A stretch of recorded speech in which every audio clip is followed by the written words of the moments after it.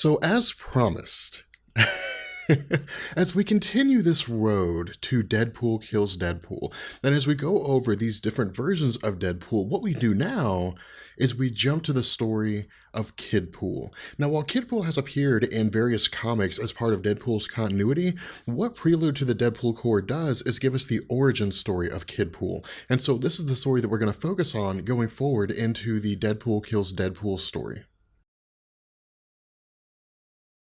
So as we get into our story, what we do here is we join Professor Charles Xavier and Storm at the Xavier Orphanage for Troubled Boys. And what Xavier's doing here, as far as we can tell, is he's trying on different wigs. And the reason why is because Emma Frost is head of the, the White Queen School for Girls, and they're going to be hosting a gala. At least Charles Xavier will be hosting a gala that will involve Emma Frost and her students attending Charles Xavier's school. And what Charles Xavier's trying to do is he's trying to get with Emma Frost, and so he's basically trying to make sure he looks good while it happens. Now, what he tells Storm is that he plans on basically planting a subliminal message in the mind of Emma Frost to basically trick her into believing that he's very attractive and that he's always looked as good as he does in order to basically hide his baldness, which seems to be something he's ashamed of. But what also happens here is that Storm tells Charles Xavier that the new kid just isn't fitting in with everybody else, and that it may disrupt the gala that they plan on hosting. And so what Charles Xavier says while he's sporting a dashing and incredibly amazing afro wig is he says that Storm needs to find the first opportunity she can to basically put Deadpool in detention. And so what we do here is we pick up with Kidpool while he's in class along with Scott Summers, and he's basically just being a nuisance here. He's giving Scott Summers a hard time, he's making fun of him, he's giving him a wedgie and so on and so forth, and being just generally disruptive. And so what happens is Scott Summers complains to Hank McCoy, who's the teacher, and Hank McCoy sends both of them to Storm's office. And so once they arrive in Storm's office, what we find is that Scott Summers immediately tells Storm what it is that's been going on, that Kidpool's been giving him a hard time, and so Storm gives the both of them detention. Now initially, Scott Summers doesn't want to go to detention. In fact, he begs Storm to let him stay out of detention. The reason being because Jean Grey is going to be coming along with Emma Frost as well as the other female students as part of this gala, and Scott Summers says he loves her, and so he wants to be there when Jean Grey arrives, but Storm's not going to hear any of it. And so what she does is simply just, again, send the both of them to detention. So what we do here is we jump to the danger room. And the danger room is basically the detention location for any of the students who are given detention. And the reason why, as far as it being explained to us, is because with this being the danger room, there's really nowhere they can go. They're really just kind of stuck in here. But then Scott Summers tells Deadpool that he has the access code to get them out of there. And so what happens is initially Scott Summers only wants to use the code in order to make the time pass faster, to basically use the danger room so the two of them can have a little bit of fun here, but really more or less just a way to, again, take away from Deadpool, probably giving him a hard time. And so what happens here, I think in one of the coolest moments in the history of any of the Deadpool comics, is that Kidpool finds what appear to be a couple lightsabers. Now, think about this for a second. Imagine like any variation of Deadpool wielding lightsabers. Like, how amazing would that be?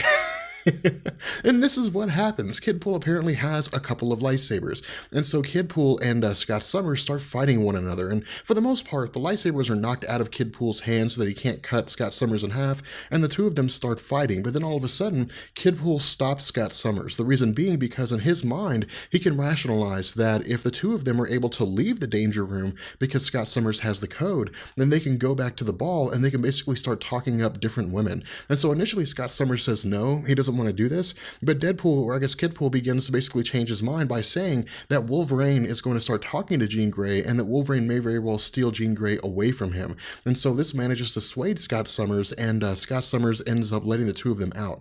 And so what we do from here is we join Charles Xavier as he's macking on Emma Frost, and doing a pretty good job at it too, I might add. And it seems as though he's been successful in adding, implementing this subliminal message in her mind, because then she suddenly finds him attractive. And I probably would too, considering that he's wearing this amazing blonde wig that kind of makes him look like Longshot, but he's kind of, it looks like he has like the bad boy look without the bad boy attitude. I don't really know how to describe that, but he looks pretty awesome. And so what we find is that Wolverine is basically talking with Jean Grey and trying to chat her up, and he's also sort of making fun of Scott Summers.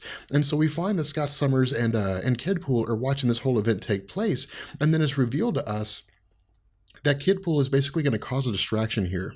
What Kidpool says while he's brandishing both of these lightsabers is that Scott Summers needs to stay put, and that Kidpool is going to cause a distraction by getting the attention of everybody else. And so what he does here is he gets up on the table and begins screaming at everybody, begins talking to everybody, and he actually addresses Emma Frost's school as the school for girls who keep their legs crossed, which is kind of a adult reference here. But nonetheless, the fact is that he begins using his lightsabers to draw attention and make a great big huge scene to kind of poke fun at everybody.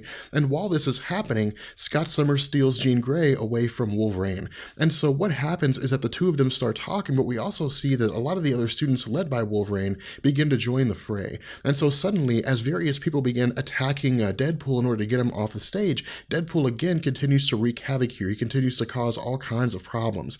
But then we find that Scott Summers, who makes his move with Jean Grey and tries to tell her what it is that he's thinking, ends up getting friend-zoned. So that sucks for Scott Summers.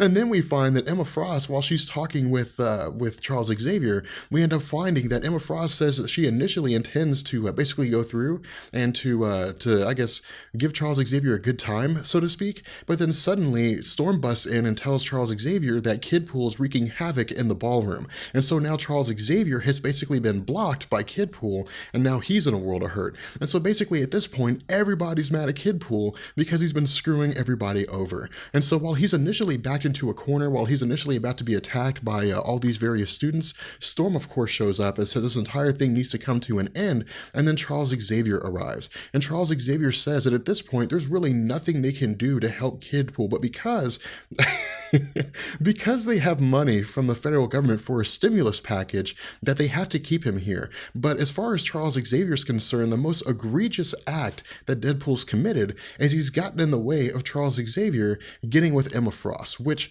in truth is a legitimate claim. Like if Charles Xavier actually had a chance to get with Emma Frost and Kidpool got in the way, I'd probably just lock him in a room and never let him out. But the fact remains that Kidpool is continuing to be made fun of by everybody. Everybody's sort of giving him a hard time. And so ultimately he says that if everybody wants him to leave, then he's going to leave. But in the end, it doesn't really matter because he's going on to bigger and better things. But in truth, he's really just kind of bluffing here. He's really just kind of, I guess, trying to maintain what little dignity he has left. But then suddenly we find the real Deadpool from Earth 616 shows up and tells everybody that he has to take Kidpool away because Kidpool needs to help him to save the entire multiverse, basically telling everybody that they suck because they're not as good as Kidpool because they can't save the multiverse, which is awesome.